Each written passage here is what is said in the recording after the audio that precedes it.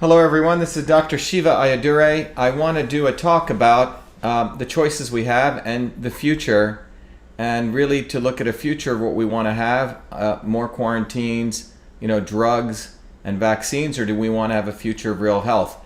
And that's a discussion I want to have with you today, because I think this is an amazing opportunity for all of us to have that discussion, because for far too long we haven't really had that opportunity to have that, because people have forgotten what's really important in life. One of the things I want to do is I want to make sure this is also going out on YouTube, and we know there's a lot of people wanted to see this on YouTube, so I want to make sure it's out there. And let's see if it's coming through, and we'll see what's going on here. I don't see it out on YouTube. Jen, if you're listening to me and you see this on YouTube, please let me know. If not, we will put it up later, okay? But anyway, we'll get back to this. And as I share, the discussion I really want to have is about the choices we have in life and what do we really want to do in terms of our health. I also want to make sure it's coming up here, and it is. All right, so we see that the economy is having problems. We see massive tanking of stocks that took place on Monday. We see that many states are having all sorts of quarantines, and that's really been the focus, which is one approach to stop an infectious disease, right? There are many things that I've talked about. President Trump really wanted to immediately impose the border closings, and he was called a racist for doing that. If people remember that, for people coming for China. In fact, in Boston, the mayor of Boston, who's anti-Trump, was telling people that was racist, and was telling people when President Trump called that to go out to Chinese restaurants and eat. And then after that, the quarantines, or people not being allowed to gather more than 25 people, school closings and all that have taken place. But the knee-jerk reaction was to go against the president. Now, if you're a Democrat or liberal or independent or Republican, that's really not the issue. The issue is, I want to really start talking about the future. What kind of things can you do for your future? What are the choices you're going to make? And the fact is that those choices are going to have significant effect on your lives. And this is something probably that's one of the most important things that we need to start thinking about.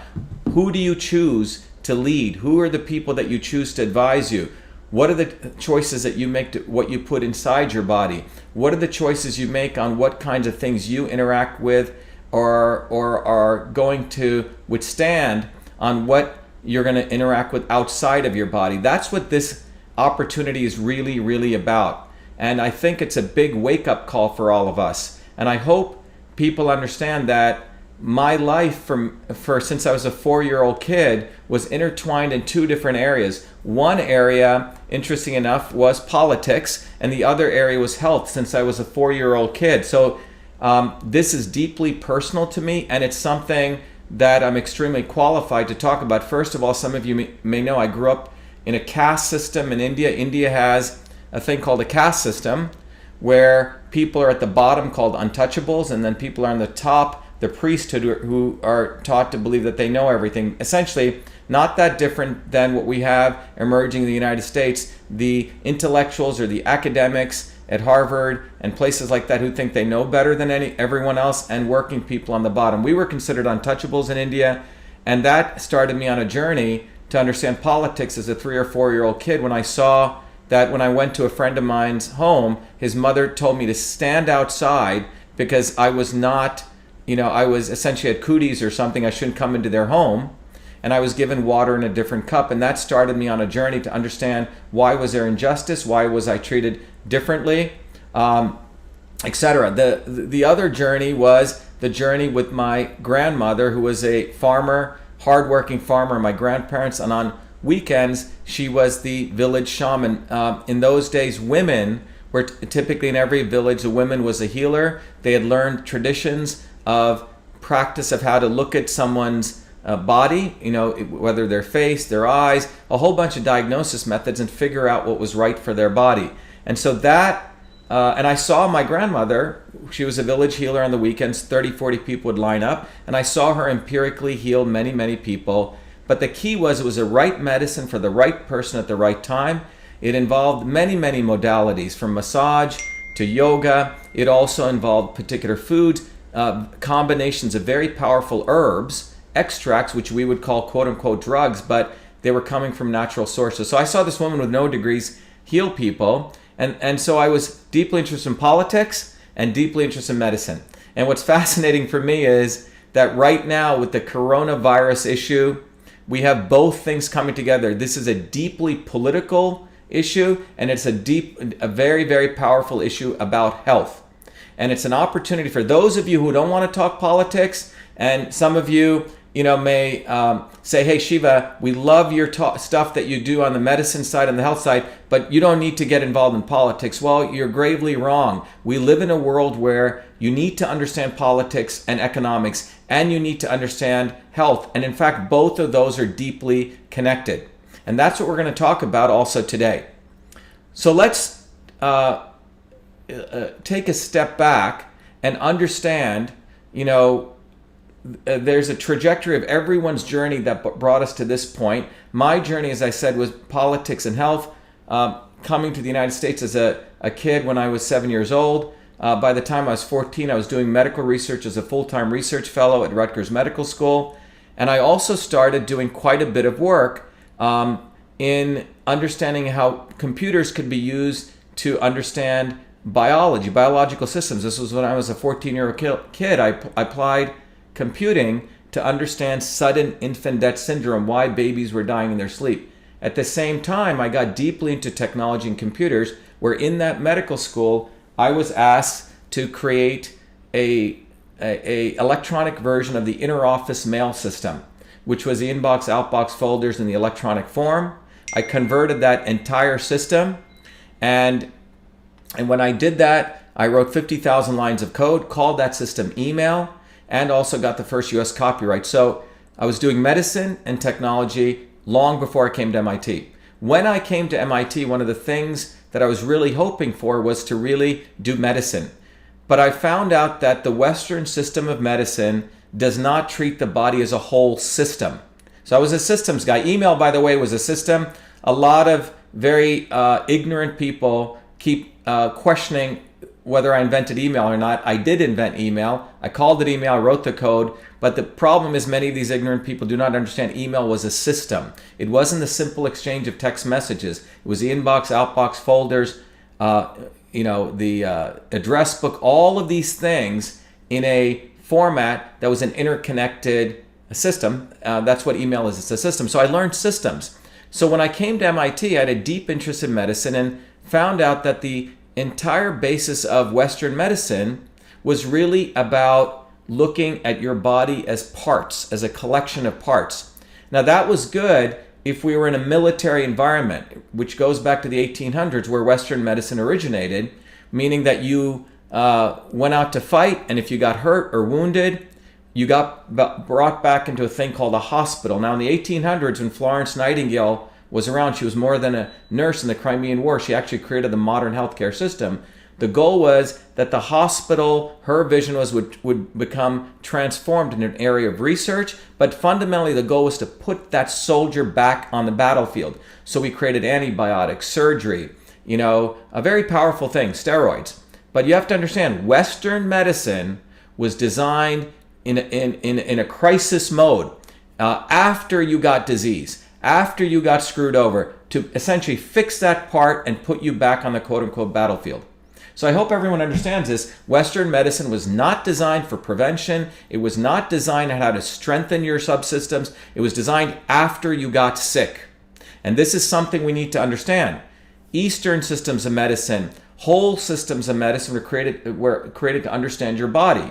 I say this because when you look at the current crisis, the MDs, the CDC, the quote-unquote advisors who are telling us what to do, they only know a small part of medicine when it comes to the body. MDs, we'll talk about it more, frankly, don't know a lot about systems. They are basically trained to be robots in the sense of if this, do this, if this, do this. Unfortunately, they're also trained to have huge egos. Okay? When their medical school training is medieval. The training that I've gone through that I want to share with you, that I want to actually bring to the world, is a systems approach to health. And I'll talk about this. And that system's approach to health is to understand the body as a complex engineering system. In fact, those same principles relate to everything in the planet. You can, once you understand your body as a system, those same principles reside on your computer, plumbing systems, electrical systems, transportation systems. Unfortunately, the people you choose to keep electing over and over again, and you have to take some accountability for this, are lawyers and lobbyists. 60% of Congress is lawyers. They don't know how to solve problems. They don't know systems. What they do know how to do is to write complex, obtuse laws that you can't even figure out. They do things to manipulate you. They take your money. The legal profession is the only profession that takes your money before they have to deliver any work. Every other profession, we have to do work, or otherwise we don't get paid. So it's time that you start recognizing the future. The future is going to be based on your choice on who are the people you trust and what kind of leaders are you going to bring in who actually know how to solve problems. And people out there like you should be in governance. If you're a nurse, if you're a plumber, if you're an electrician, if you're a mother, okay? You solve problems every day. I solve problems. Lawyers don't solve problems. Career politicians do not solve problems, and lobbyists don't. They thrive on creating problems. So when we look at the current situation, let's go back to around 2008 or 2009.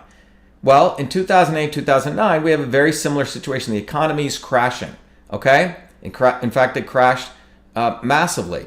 And so what did we do at that time? So the economy was going through a failure because the economic system really had no tangible foundation to it. Well, when it failed, what did we do? Did we follow the natural course of market economics or market forces, which all of these people claim that they support, capitalism or against it, against quote unquote socialism? What did they do? What they did was they actually took care of themselves. So Barack Obama implemented what was called quantitative easing, and I'll explain what that means. But they didn't want their buddies to fail.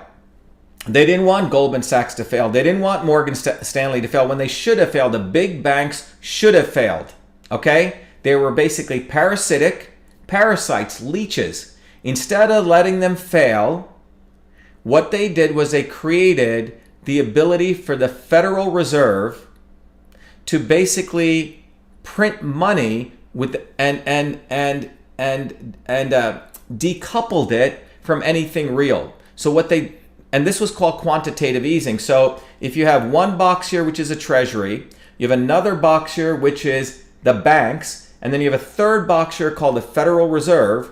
What they did was they created a methodology where the banks could buy bonds and then they could sell those bonds to the Federal Reserve. But when they sold it to them, the Fed basically gave them reserve, okay, for that equivalent of cash for the bonds they bought. And that reserve allowed the banks to lend at 9 times what they had. It was called factoring, okay, or a way they could essentially leverage.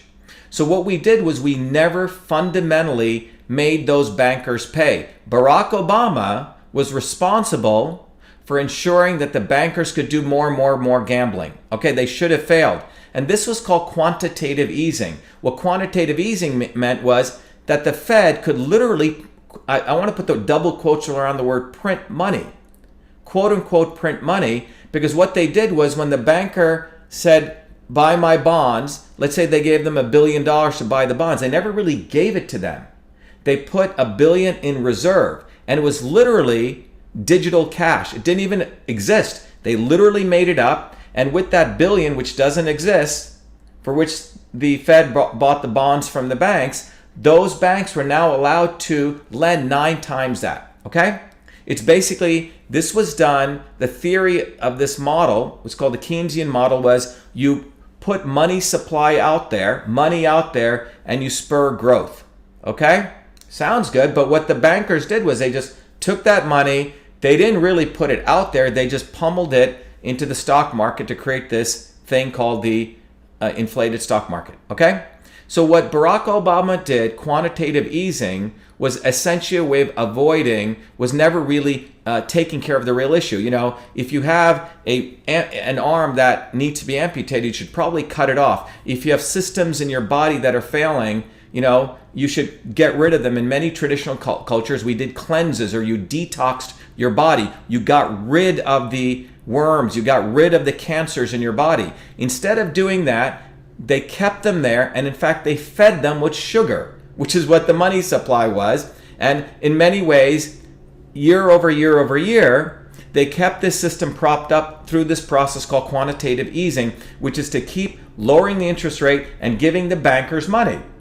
And those bankers, very wealthy people, Goldman Sachs, Morgan Stanley, they took that money, which was really free money that they got, and frankly kept it for themselves. And then when they lent it to all of us working people, right? So these were the elites lending us money. So what we have today is that everyone knew that this system was unsustainable, including Donald Trump. So in 2016, now forward to 2016, Trump actually wanted to get rid of the Fed. Go look at it. He wanted to get rid of the Fed, and many of the people who you would call the deep state globalists never thought Trump would get elected. The Barack Obamas, they were making fun of him, all the Hollywood people, all the Clintons, etc. Whether you like Trump or not, that's not the point. The point is, in this entire situation, you and I and working people were getting screwed, because both the Republican establishment and the Democratic establishment were essentially working together to support this whole process called quantitative easing to build essentially a false economy and insider trading. Now, Trump, I believe, had a sense of this, and his election was based in many ways of attracting the American working people whose needs were never being addressed. We were talking about all sorts of other things, but not addressing the higher cost of healthcare, not addressing fundamental issues, that manufacturing had gone away, that intellectual property was being stolen from this country. So in my view, I believe Trump knew this. He took a nationalist approach, and his goal was to bring back manufacturing here, knowing that was a national security issue, because if we did not have manufacturing, in the event of a war, we'd be screwed. He wanted to protect innovation and intellectual property, because that's what made America great. And these were two pillars of what Trump attempted to do. The globalists and the deep state did not want this. Again, it doesn't matter whether you like Trump or not. Just look at it. They had massive hatred. Guy like Bill Maher, a very disgusting individual, openly in a couple of years ago, he said that he wanted the economy to crash. I'll repeat, Bill Maher, if you're listening, and all those people who think he's a nice guy, he wanted the economy to crash, whether it screwed you or me, because they hated Trump so much. You know, I don't know President Trump personally, but these people hated him personally, and they hated him more importantly for the fact that he was going after both establishments, and he wanted a nationalist agenda. So we have today is, since 2009, 2008, the elites were being supported by Barack Obama's monetary policies, by quantitative easing. When Trump gets in 2016, the American working people rise up, he wins, and they in fact even get more angered. And you have the elites with the vocal mouthpiece of Bill Maher, the quote-unquote comedian, saying that he wanted the economy to crash. And you can all go look at this, Google it right now.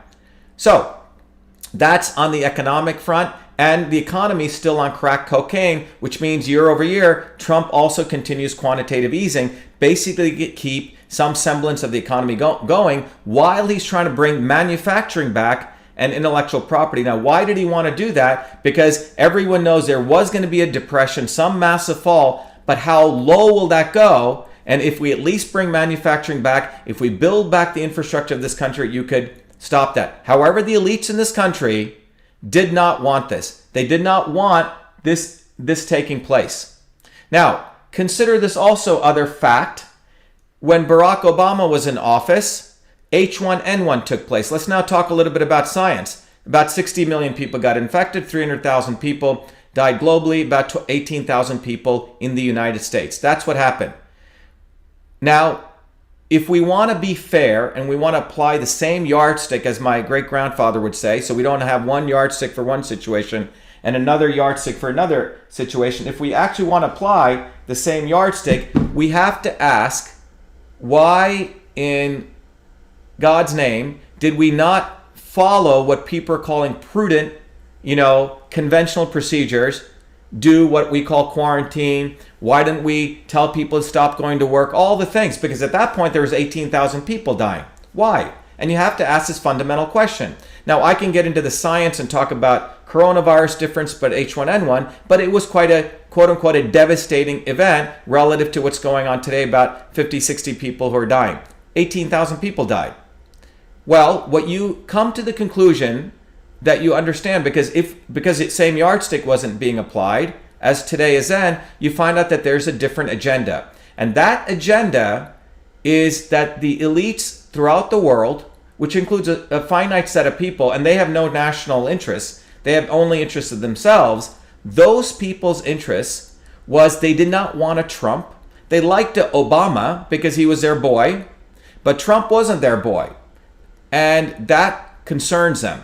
So in order to do that, they were willing, because let's be very honest, this economy is built on a deck of cards, and those people who own the levers can make it go up and make it go down, can make it go up and make it go down. And if you don't believe that, you're very naive, because the economy is built on a deck of cards and they control the economy. So they can hyperinflate it, they can deflate it, they own all the levers, you and I don't. So they decided that during the Obama period, where H1N1 was out, they weren't going to crash the economy. But when coronavirus, and we can talk about where it came, how it came, all of that, they decided they would want to crash it, okay? And in fact, they want to crash it timing-wise before the November 2020 elections. They would love to see this crash occur sooner. So that is where we're at today, that there is a fundamental model here that the system of the modern economy with quantitative easing is literally as though it's on crack cocaine, and the elites do not care about you and I because they have everything scuttled away. They have their private planes, they have their private helicopters, they know where to get away to, be it Bill Gates or Warren Buffett or the Clintons or whoever you want to talk about. What perturbs them more is someone like Donald Trump being in power, because he provides uncertainty to their future. That's what this issue is fundamentally about. Coronavirus. Let's talk about that. Well, under what conditions did the coronavirus come up? You have America, which is becoming nationalist. India is becoming nationalist. Russia is nationalist. Even China was becoming nationalist. And what do I mean by that? They were starting to wanting to use their yen to buy oil, which is a big no-no to the global elites. If you remember what happened to Gaddafi, when Gaddafi wanted to go buy oil, he was creating his own currency to buy oil directly from the Saudis. He was executed by the Clintons. Okay? Iran is branded as a terrorist because they want to create their own currency. China was starting to do that. Russia wants to start doing that. And in Italy, if you actually look at it over the last 10 years, there's been one of the most important movements, a bottoms-up independent movement called the Five-Star Movement, which challenged both political parties in Italy. And in China itself was the Hong Kong freedom movements taking place. In Wuhan, 6 months ago, there were anti-pollution protests taking place. And in the United States, there was the anti-vaccine movement, which was questioning forced medical intervention. So what you have is, for the global elites in this country, the deep state, which includes big pharma, which wants to put all of us on drugs, which wants to mandate vaccines, because that's the only way out for them, because vaccines, by the way, are the only way pharmaceutical companies make real profitable revenue. Why? Because pharmaceutical drug developments are going down. When I mean drugs, meaning the process that they have to put stuff through 13 to 15 years of testing. Pharmaceutical drugs, I'll repeat, they're a big, high risk, high liability for pharma companies, but vaccines are low risk, low liability. And the reason for that is that in 1986, the vaccine courts were created. So if you got hurt by a vaccine, you could not sue the vaccine manufacturer. You could only take your issue up to the Health and Human Services Vaccine Court, which was created to shield the vaccine manufacturers. And the highest liability for death was $250,000. All right? Bottom line, the global elites do not want nationalism. When I mean nationalism, that means each country becoming sovereign at the national level, each community is becoming sovereign, and you becoming sovereign at the ultimate level to make your own decisions for your lives. They do not want that. They want top-down control, control, control. And what do we have today? Okay? We have an ultimate form of control with the hyper scare, the hyper fear-mongering of the coronavirus. And let's assume we put this on parity, H1N1 and coronavirus on parity.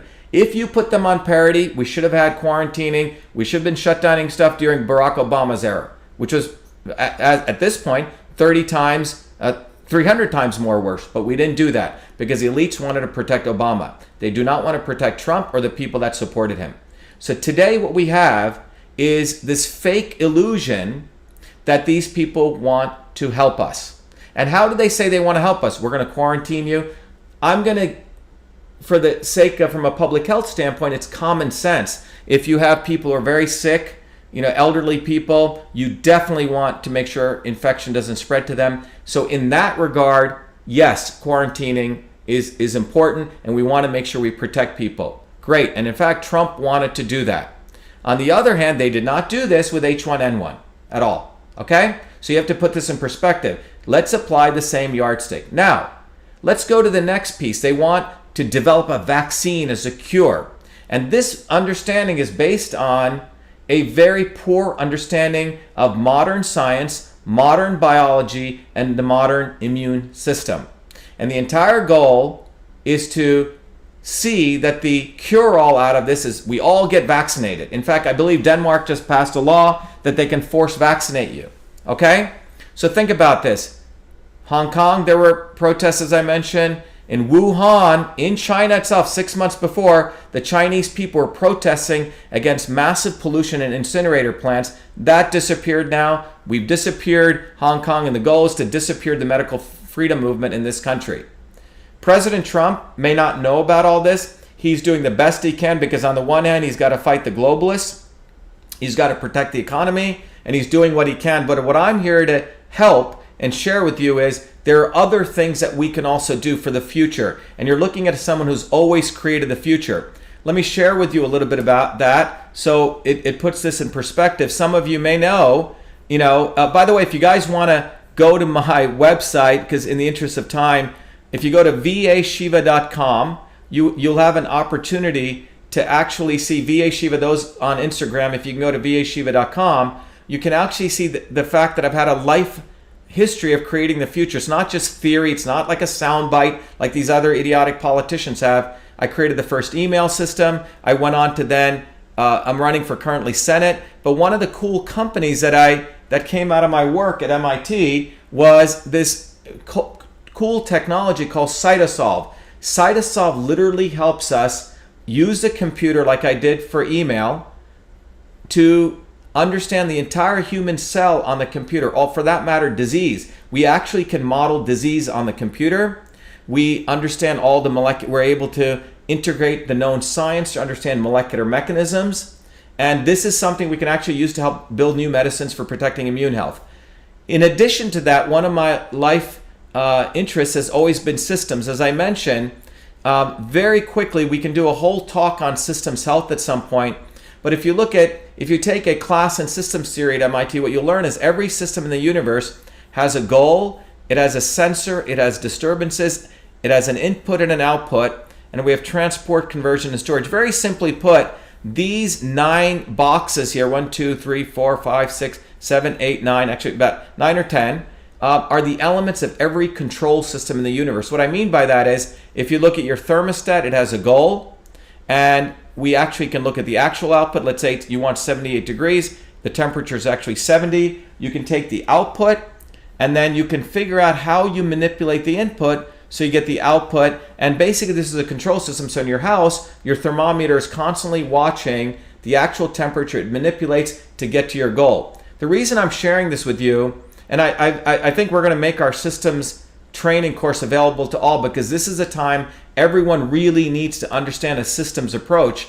And that the essence of this, there's a whole capability we have that I built for many years after I came back from my Fulbright, is to really educate you on how to understand how the body itself is a system.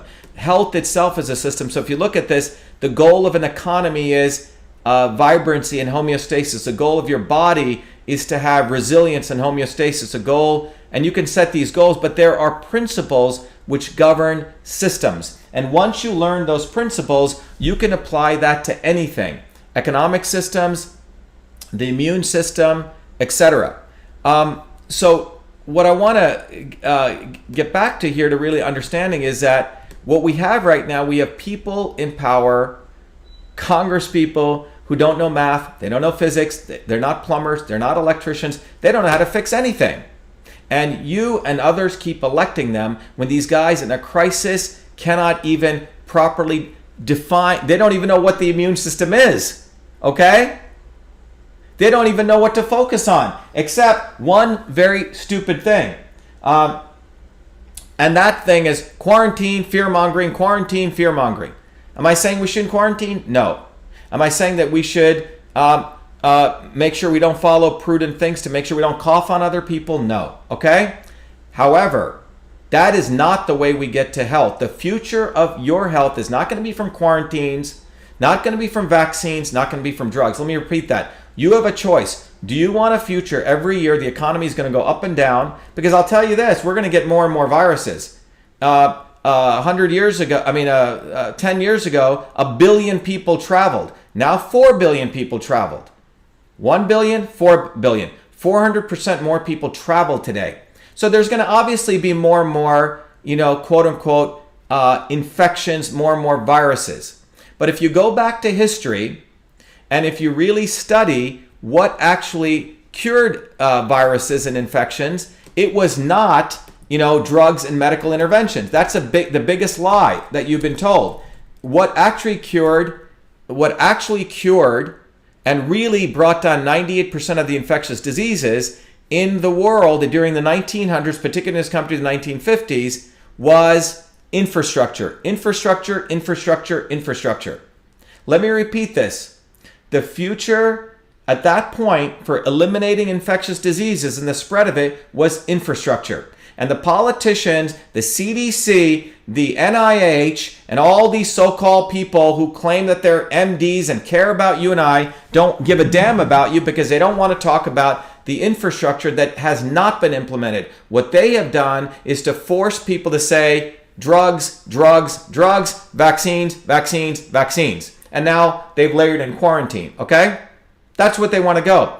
But they don't give a damn about your health, because the real way that health comes is understanding the body first as a system, and understanding that real health comes when we have infrastructure. Infrastructure for clean air, clean water, clean food, and when you take care of your infrastructure. And that comes from a systems approach to understanding health, which I've shared with you in the previous video on the immune system.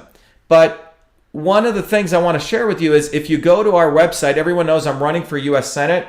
If you don't go to Shiva for Senate, I've put together a manifesto. You can print it, copy it. I don't care. It's free for all. You can use it. But there's a PDF here which I lay out the interconnection between politics and medicine. It's called A Revolution to Win Your Future for Truth, Freedom, and Health, futurizing our infrastructure to deliver real solutions for real problems. One of the things I want to show you here in Massachusetts, which is supposed to be the center of innovation, Massachusetts got an F-. Look at this right here. Massachusetts got 123 out of 50 points, a big F in infrastructure. And Massachusetts got a D+, right here you can see up here for public integrity, which means corruption. One of the most corrupt states, one of the most decaying infrastructures. So let's contrast that to what took place in the late 1900s. 14 out of 100 people were dying of infectious diseases, 100,000. But by 1950, that went down to half, over 100,000. 98% drop. How did that occur? Well, because People like you and I fought on the streets in the late 1800s, working people. They got rid of child labor.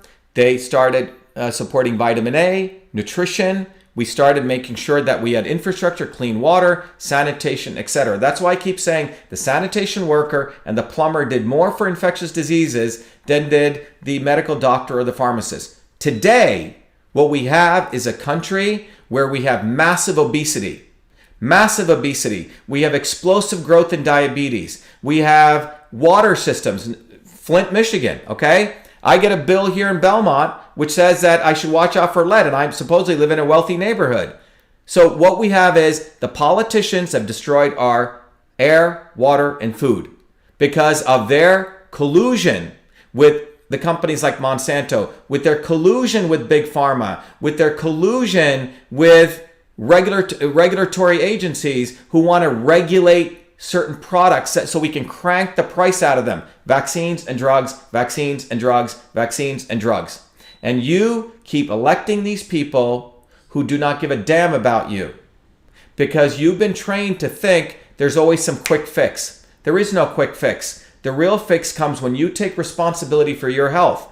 Now, I as an educator and I as a scientist and I as someone who studied this as a systems guy want to provide that kind of leadership, and real leadership is supposed to be education to be a catalyst.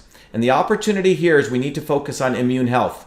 That's what the opportunity is. If public officials truly cared, which I don't believe the CDC does, I don't believe the FDA does, and I don't believe the NIH does. What they care about is supporting their buddies in big pharma and big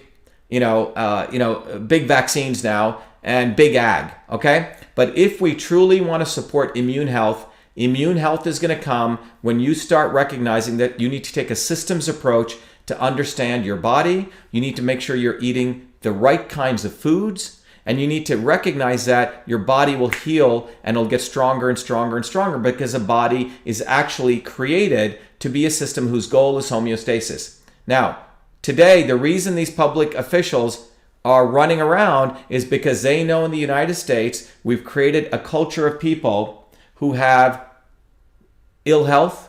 You know, you can't be eating at McDonald's all day long or Burger King. But those institutions, Burger King, McDonald's, if you're listening, you actually have an opportunity to provide us much better organic, pesticide-free food. But it's not going to happen until we as public start recognizing that we have to make choices for ourselves. So this issue right here is a big wake-up call for immune health. What do you put inside and what do you put around you? The second piece is, are you going to keep electing people who destroy our water, who destroy our air, and who destroy our food? And are you going to keep electing people who know nothing about systems, okay? They don't know how to solve anything. In Massachusetts, I'm running against 3 idiotic lawyers. 2 Democrats and 1 Republican. You need someone like me. You need someone like you. People need people who solve problems. We need more working, electricians probably in Congress and the Senate, plumbers, working people, mothers who actually have to take care of a household. They know a lot more than a lawyer, I'll tell you that, or a lobbyist who do nothing. So your choice, your future is what is at hand here. Look, take a little taste of what's going on right now.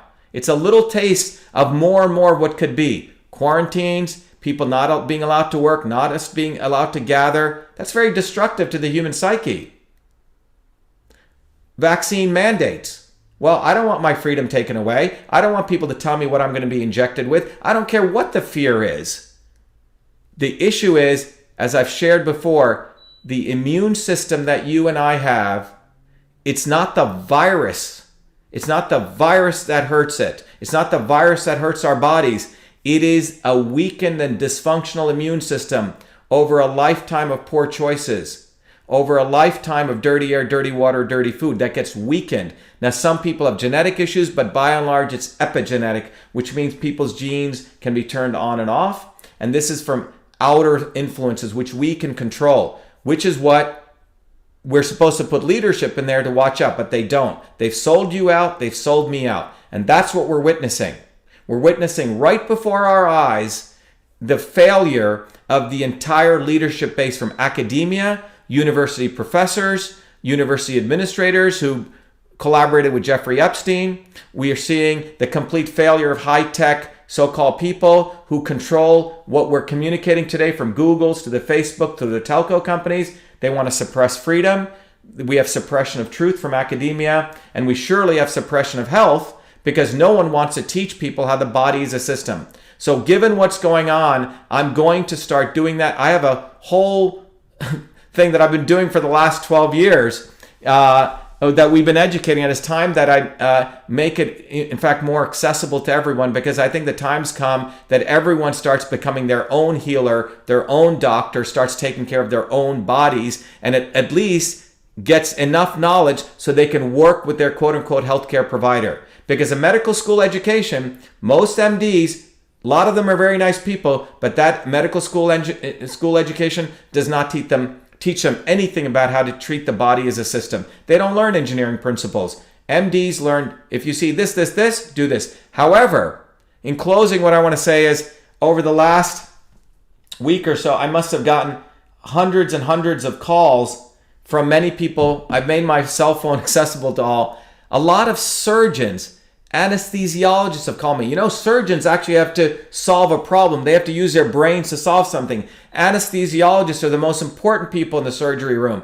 They have to make sure that they're guiding that patient down into where they're asleep, and then bringing them out. In fact, it's very much like flying a plane in and out. In fact, an anesthesiologist just called me. I said, you know, it's interesting you're calling me. Surgeons call me and they appreciate the videos we're doing, but the MDs really don't, because most of them don't know how to solve problems. Anesthesiologists, surgeons do, plumbers do, nurses do. Those of us who live in the world of nuts and bolts actually have to solve problems. Lawyers and lobbyists, stop voting for them. They're not your future. You need someone like myself, and if you don't want someone like me, find someone who actually knows how to solve problems, who does that for a living, who didn't get a trust fund, who goes and actually works hard. That's what you need, and that's what you deserve. You've been given bad food, bad advice by corrupt people who live on the hog, and that's who has caused this destruction today. And we're seeing it, witnessing it right in front of us right now.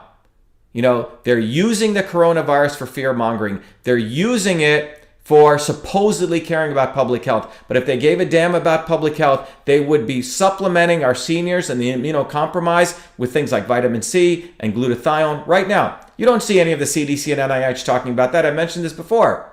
All they're waiting for is vaccines, okay? And a large subset of them do want to see this economy crash, because they do not like Trump and they do not like you and me. They don't want working people in power. That's what they don't want. That's what they do not want. So I'm going to, if there's any questions, Jen, if there's any questions, I'll take them in the next sort of 5-10 minutes. But it's time that we realize who is actually fighting for us and who is not fighting for us, because your future, your life, or your death, unfortunately, your harm to your body may depend on the choices you make in 2020. This is no longer a game. This is no longer about sound bites. This is no longer about a celebrity running for office. You check this out from Alexa. I can't see it, Jen, whatever you're saying. But if you can text it to me, Jen, that'd be great. UPSI's In-Home Health Services U.S. Vaccine Project. Okay. Okay, so what you can see is that this coronavirus is being used to essentially add insult to injury in some sense by forcing a forced vaccination model.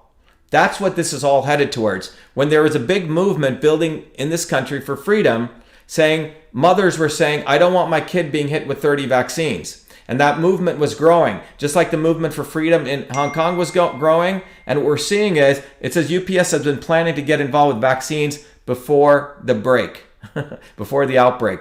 So that's what we see going on. So I think it's time that people realize their freedoms are going to be taken away using processes like this. Truth is being diminished and health is being diminished. That's why when you look at what I shared here today, I wrote this before this outbreak.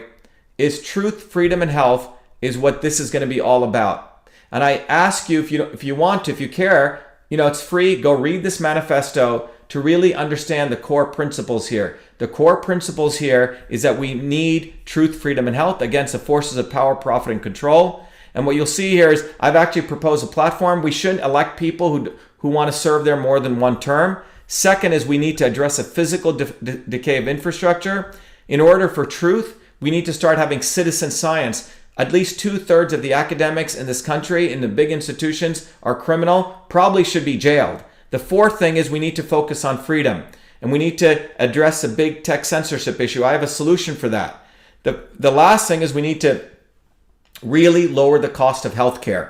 And we need to educate people with prevention. So read this because it'll give you, in a 2-page thing, it's very potent, a deep understanding of what to focus on.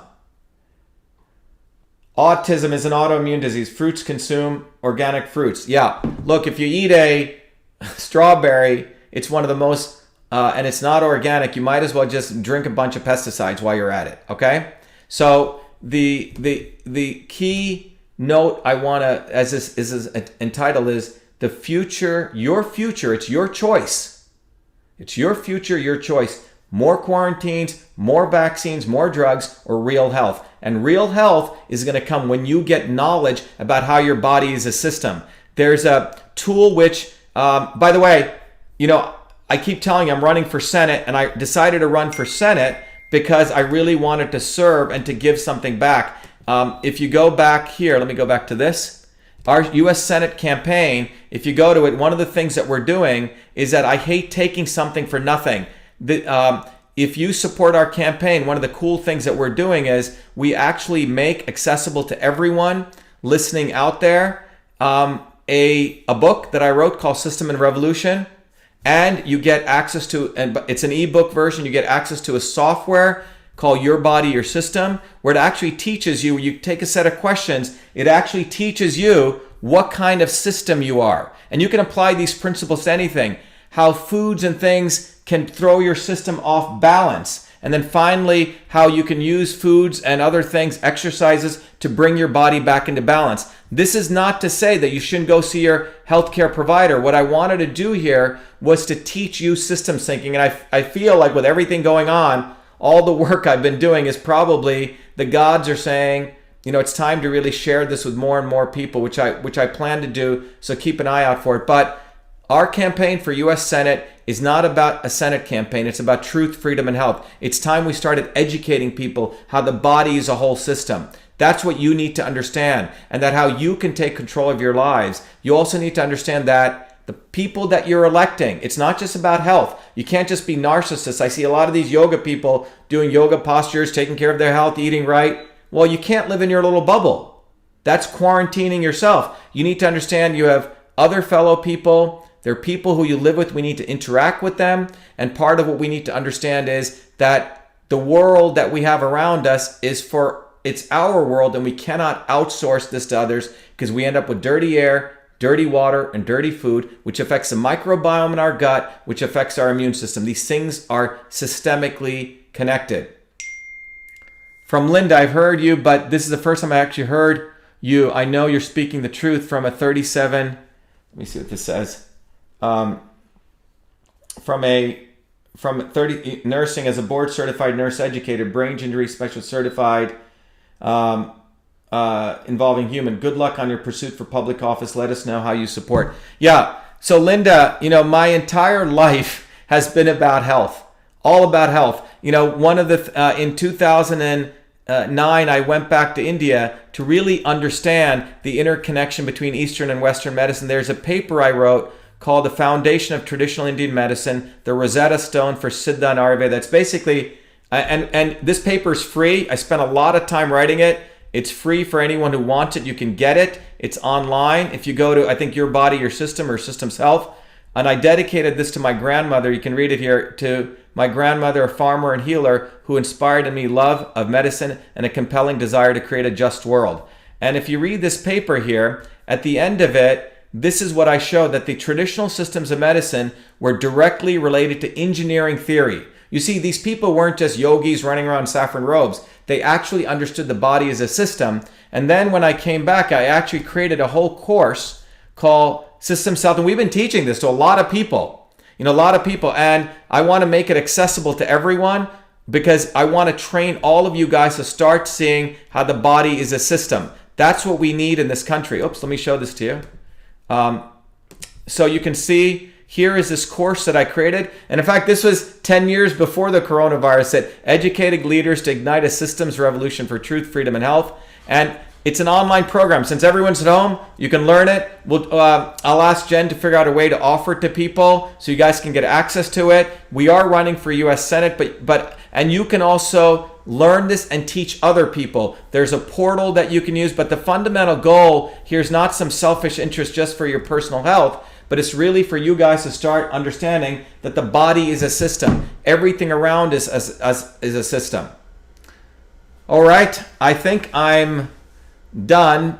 But in closing, this is your future, your choice. When you think about this, do you want to have more market crashes? Do you want to have more quarantines? Do you want to have just vaccines being mandated on you? Because that's not the solution. And I can tell you that the people running the CDC and the NIH and the leadership, they don't care about looking at the body as a system. They never studied it that way because they just learned this little reductionist thing called medical school. Most MDs, the problem with them is big egos, but not that smart and not that educated. Okay? Surgeons, anesthesiologists, nurses actually know a lot more than the egomaniacal MDs. And you can have them come talk to me because they know a little bit about the immune system. And the bottom line is, it's not the virus that kills you, it's the overreaction of a weakened and dysfunctional immune system. And for that, we can strengthen it. Am I saying don't take vaccines or everyone should take vaccines? No. What I'm saying is everyone is different. You have to find the right medicine for the right person at the right time. That's what we need to do. We need to figure out real health. And that is personalized. One size does not fit all, and it requires you to take accountability. But most importantly, you need to start electing people who actually solve problems, who are not, I hate to say it, these scumbag lawyer lobbyists. I have to use that word. And if you unfortunately, you don't like it, well, you know what? You're going to look at a horrible world the way this is going if you don't realize that those people who think they're better than you, who manipulate the world, the lawyer lobbyist class, is what got us here. And they will continue to take you down. You know, they'll have their oasis. Mark my words. They'll have their little oasis where they can escape to, but not for you, okay? But for them. And don't forget that. All right, again, anyone listening here, you should go to Shiva for Senate, support our campaign, because the campaign in Massachusetts is not about Massachusetts. It's a national campaign for truth, freedom, and health. Thank you, everyone. Be well.